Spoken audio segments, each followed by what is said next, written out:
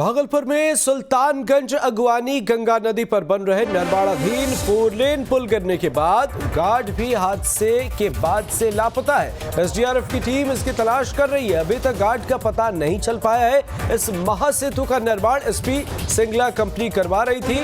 भागलपुर के सुल्तानगंज में बन रहा ये पुल खगड़िया और भागलपुर जिले को जोड़ने के लिए बनाया जा रहा है। तो एसडीआरएफ और एनडीआरएफ की तरफ से सर्च अभियान लगातार जारी है। अभी तक कोई जानकारी इस मामले में पुख्ता तौर पर नहीं मिली है। भागलपुर में निर्माणाधीन पुल गिरने के साथ कई और सवाल खड़े हो गए, कई और मामले सामने आ रहे हैं। घटनास्थल पर गार्ड जो तैनात हुआ करता था वो अब लापता है। एसडीआरएफ और एनडीआरएफ की टीम उसकी तलाश करने की कोशिश कर रही है। तलाशी अभियान चलाए जा रहे हैं।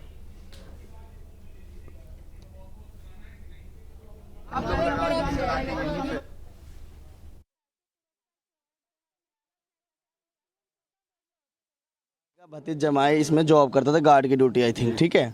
तो उसकी जॉब होती थी 7 बजे की।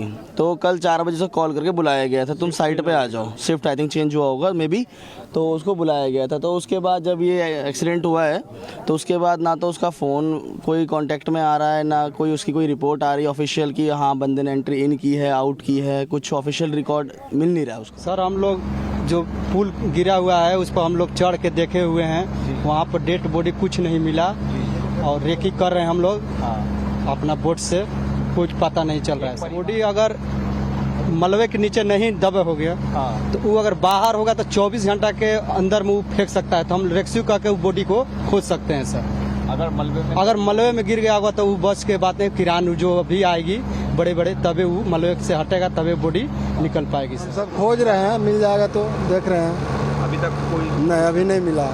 ये मलबा पे आप लोग भी चेक कर रहे हैं, मलबा पे भी चेक कर रहे हैं? हाँ गए थे सुबह देखने के लिए, वहाँ कोई बॉडी नहीं? वहाँ कोई नहीं है। ये आप लोग का दिन भर चलेगा रेस्क्यू? हाँ अभी चलेगा, जब तक नहीं मिलता है जब तक तो चलेगा। गिरने के बाद एक की हताहत होने की खबर मिली थी, जो एसपी सिंगला कंपनी में ही कार्यरत थे वो गार्ड के रूप में।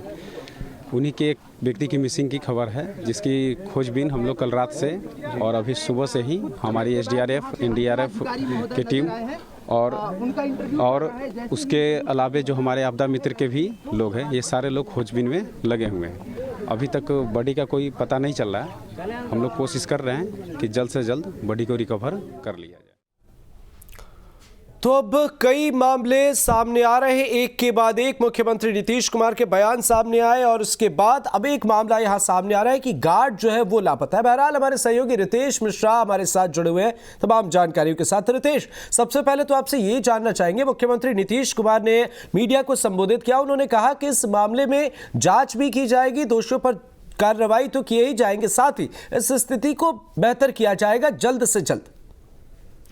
देखिए, सबसे बड़ी बात है कि मुख्यमंत्री के लिए ये बहुत ही हताशा वाली घटना है, क्योंकि मुख्यमंत्री नीतीश कुमार की बात करें तो यूएसपी उनकी रही है क्राइम, कम्युनलिज्म और करप्शन।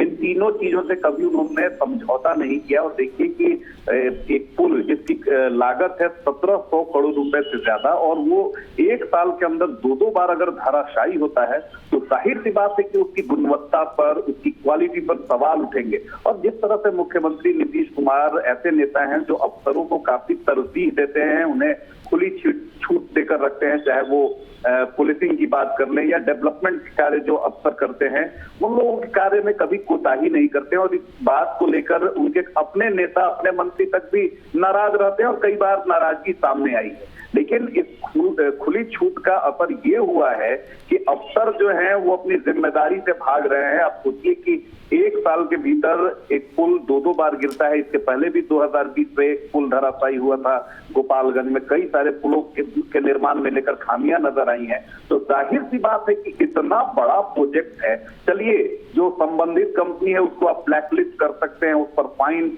इम्पोज कर सकते हैं, वो फिर दोबारा पुल बनाएगी। लेकिन जो समय, आप सोचिए कि इस साल इस पुल को आम लोगों को समर्पित होना था, होना तो ऐसे ही 2019 में ही था, लेकिन लगातार कार्य का टेन्योर बढ़ते गया। तो अब सवाल ये उठता है कि जो एग्जीक्यूटिव लगाए गए थे साइट पर, जो एसटीओ लगाए गए थे, या जिस इंजीनियर को वहां पर साइट विजिट के लिए लगाया जाता है, आखिर उन लोगों ने अपनी जिम्मेदारी का निर्वहन क्यों नहीं किया।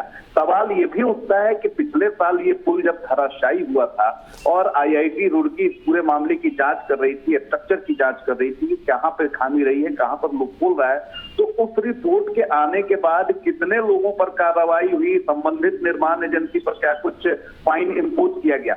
तो ये सारी चीजें नहीं हुई हैं और यही कारण है अमरीश की बिहार में आए दिन इस तरह की घटनाएं होती हैं और अफसर ये सोचते हैं कि चलो जब हम फंसेंगे ही नहीं, जब हमारे ऊपर कार्रवाई ही नहीं होगी तो फिर उनमें एक निरंकुशता आ गई है और यही आरोप बार बार चाहे बिल्कुल बिल्कुल रितेश, इस मामले पर विपक्ष हमलावर है। खैर इस मसले पर आएंगे, लेकिन उससे पहले एक अहम सवाल यहाँ खड़ा हो रहा है। जानकारी मिल रही है कि जो गार्ड तैनात था वो लापता है, उसकी तलाश जारी है।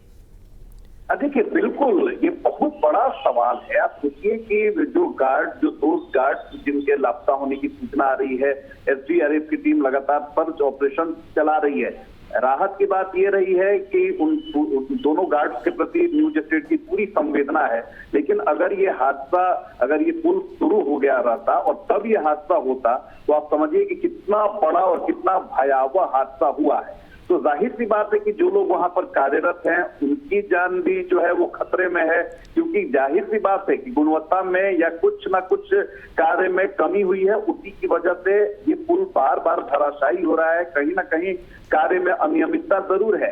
तो जाहिर सी बात है कि कर्मियों की सुरक्षा भी सवालों के घेरे में। आप सोचिए कि 2 गार्ड लगता है, अभी तक उनका कोई अता पता नहीं है, उस परिवार पर क्या गुजर रही होगी, आप ये सहज कल्पना किया जा सकता है। लेकिन जिम्मेदारी, जवाबदेही उन अधिकारियों की तय जरूर होनी चाहिए जो इस पूरे प्रोजेक्ट की देखरेख कर रहे थे, क्योंकि आप टेंडर करते हैं, निर्माण एजेंसी को आप सारा चीज दारोमदार दे देते हैं, जिम्मेदारी दे देते हैं, लेकिन जिम्मेदारी होती है अधिकारियों की, वहां पर तैनात एग्जीक्यूटिव की, इंजीनियर की, SDM की।